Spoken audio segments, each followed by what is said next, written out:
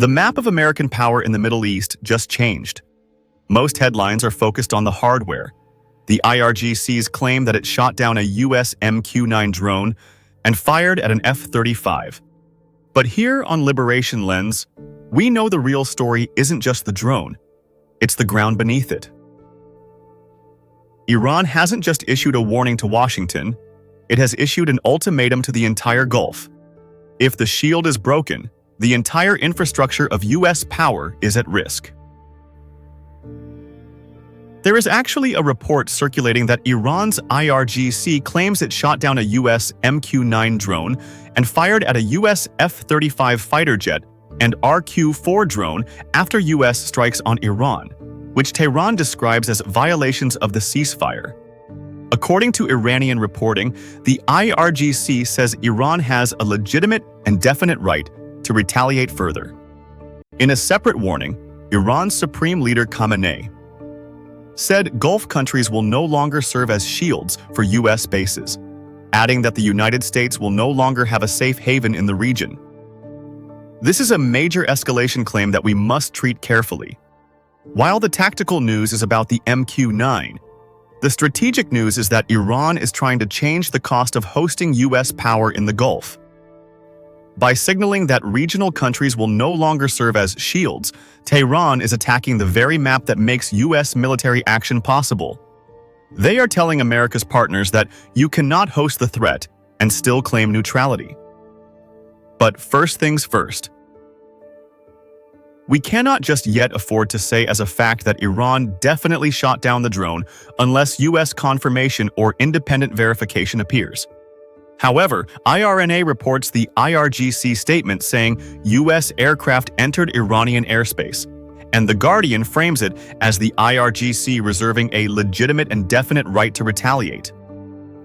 But intriguing is the fact that Washington says it acted defensively and is still operating with restraint during the ceasefire.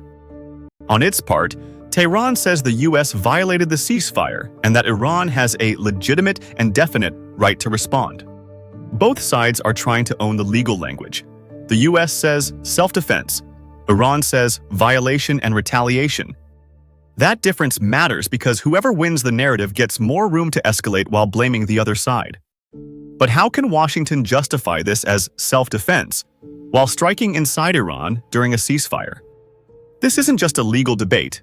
It's the Imperial Vocabulary of War, and it's exactly why Iran's warning to the Gulf bases is so critical.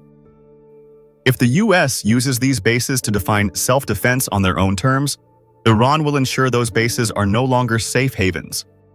Washington can call those strikes self-defense, but whether that justification holds is a completely different question. A ceasefire means both sides are supposed to stop offensive action unless there is a clear, immediate, unavoidable threat. If the US entered a ceasefire, then carried out strikes inside Iran while negotiations were ongoing, the burden of proof is very high. This approach has the potential of a far bigger problem. So when Iran says Gulf countries will no longer be shields, it is a direct warning to the UAE, Qatar, Kuwait, Saudi Arabia, and Bahrain.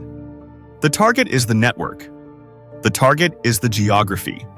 So what would be the consequences if things take this route?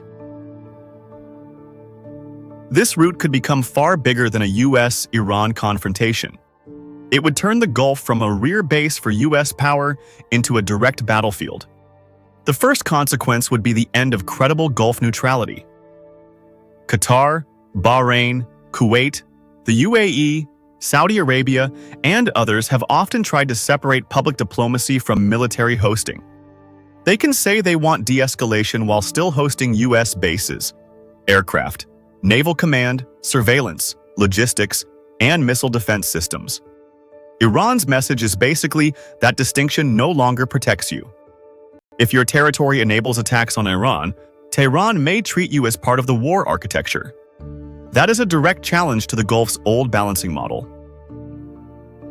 Note that Reuters has documented the importance of US facilities in the Gulf, including Al Udeid in Qatar as the forward headquarters for US Central Command and Bahrain as home to the US Navy's Fifth Fleet. The second consequence would be pressure on Gulf rulers from two directions. Washington would demand continued access, airspace, refueling, intelligence cooperation, and missile defense support. Iran would threaten retaliation if those facilities are used. That puts Gulf states in a brutal position: refuse Washington and weaken the U.S. security umbrella, or support Washington and risk becoming targets. This is exactly the kind of pressure Iran wants to create. It wants host governments to ask whether American protection is becoming more dangerous than protective. The third consequence would be a possible regionalization of the war. If Iran or its allied networks hit U.S.-linked facilities in Qatar, Bahrain, Kuwait, the UAE, or Saudi Arabia, Washington would likely respond. Gulf states would then face pressure to join or support retaliation. Israel could also intensify operations. That creates a chain reaction where a strike on one base becomes a strike on a regional order.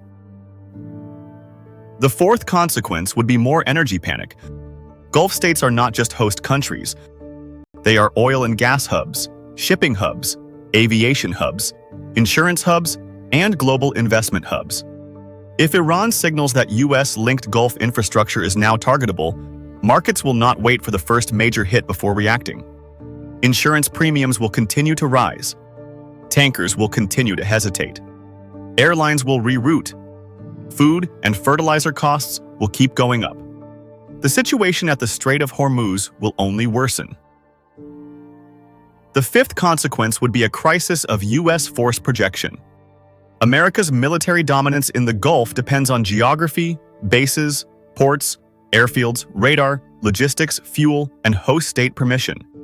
If Iran can make those bases politically toxic or physically risky, it does not have to defeat the U.S. Navy directly.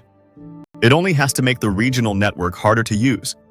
That is the deeper meaning of the no safe haven language. It is not only a threat to aircraft or drones, it is a threat to the map behind American power. Channel News Asia reported the statement that regional countries would no longer serve as shields for U.S. bases and that the U.S. would no longer have safe havens in the region. The unspoken truth is that Iran's warning exposes the contradiction at the heart of Gulf security. Many Gulf states want American protection, Chinese trade, Iranian restraint, and regional neutrality at the same time. That balancing act becomes harder when missiles are flying and bases are being used. Therefore, Iran is not only threatening U.S. forces, it is threatening the geography that makes U.S. force possible. If this breakdown helped you understand why Tehran's warning to Gulf bases matters, subscribe now, turn on notifications, and watch the next Liberation Lens analysis on your screen. Can Gulf countries host U.S. military power and still claim neutrality? If you were a leader in the region today, would you feel protected by these bases, or would you feel like a target? Drop your thoughts in the comments. This is Liberation Lens, where perspective matters, and where we do not just follow the headline, we follow the power behind it.